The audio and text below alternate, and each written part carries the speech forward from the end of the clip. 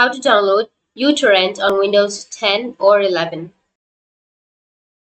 So if you want to download uTorrent on your Windows 10 or 11, then what you need to do is you just need to simply go with your browser, anything that you're comfortable with, any browser that you're comfortable with, and then you need to search for download uTorrent, and then go with download uTorrent, which is on the first.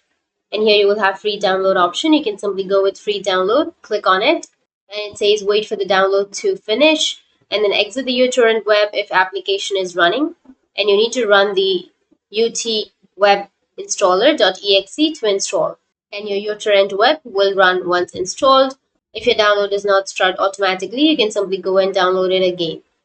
So you can simply go with downloads, which is on the upper right, and then go with download unverified file, and it will start the install process or the download process.